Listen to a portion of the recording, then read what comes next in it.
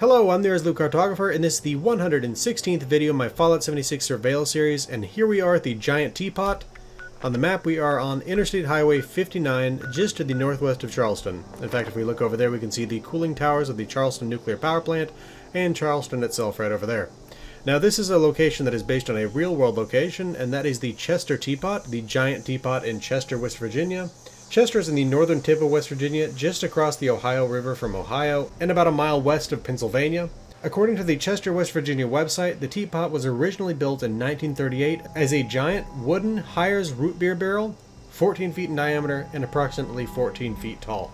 It was subsequently covered in tin and given a spout and a handle to give it the appearance of a large teapot, and it stood in front of a pottery outlet store. Over the years, concessions were sold out of the teapot until the 1970s, when it sat abandoned for over a decade.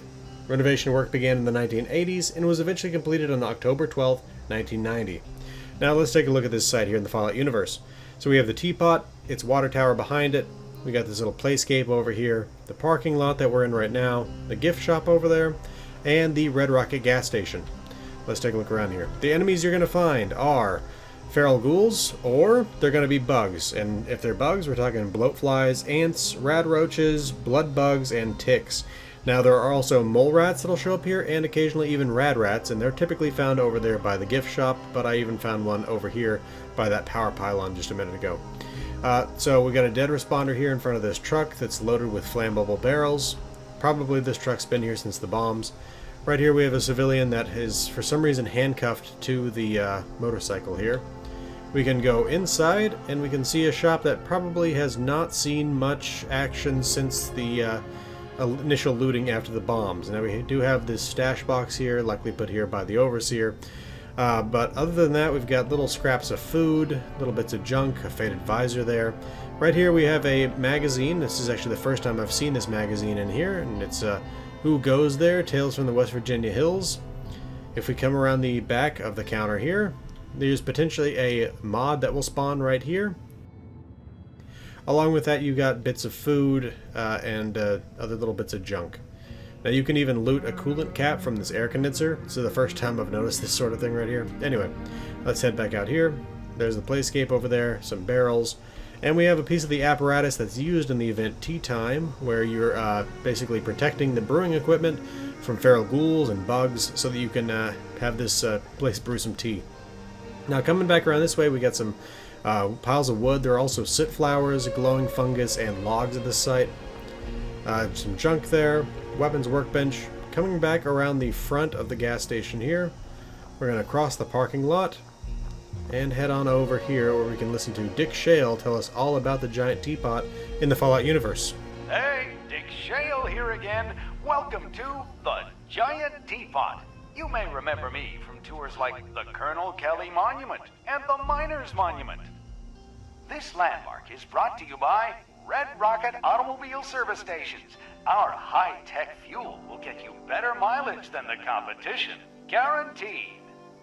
The Giant Teapot was originally built in 1938 to represent what was at the time the largest pottery industry in the world. Now it serves as a popular hangout for locals and a must-visit landmark for families traveling across the state. Now, please, enjoy the Giant Teapot. And don't forget to top off your tank before you leave. This is Dick Shale signing off.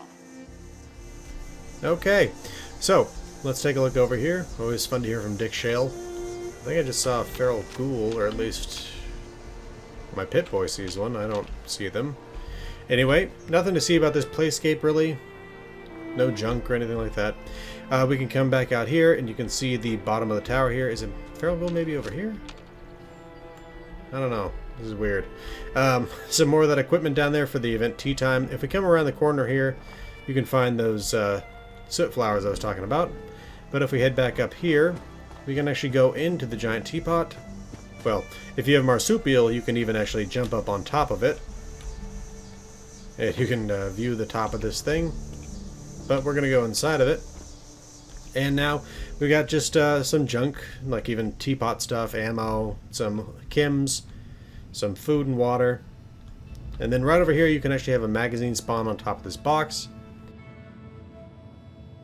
But then there's also this note over here, which is Operations Manual. Giant Teapot Operations. The Giant Teapot features a stupendous steepomatic brewer to allow for large-scale tea production. Automated features include cleanliness through sanitation, refill of water tanks via dedicated system, temperature control, emergency shutdown. The boiler controls remain manual to allow for overall human touch in the brewing process. Important notes: the boiler cannot be turned on until the water tanks are full to prevent damage to the steepomatic. Correct pressure must be maintained or the steepomatic will shut down to prevent a catastrophic failure. So yeah, again, that stuff is all related to the event tea time that takes place here. Let's head down this hill over towards the gift shop. Now, there's potentially a plan that can spawn on this grill, but I've not seen it happen. We come over here, we can see Sweetwater. I do apologize for the condition of the garden. We are short-staffed at the moment, and good help is so hard to find. Sweetwater will give you a little... to see you. Simply wonderful. He'll give you a little miscellaneous quest to go find honey for him.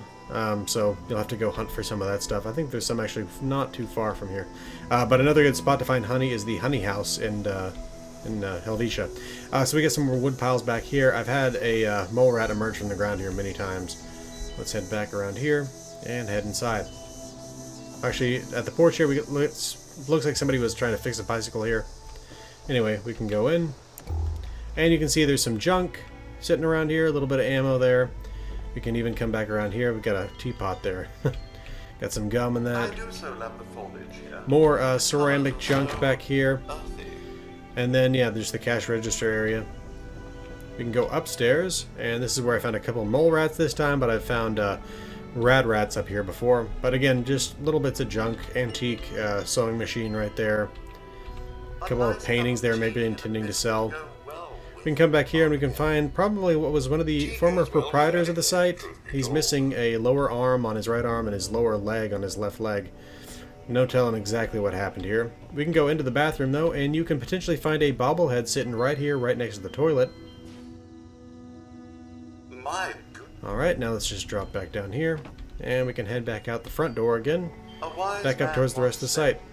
While there is tea, there is hope.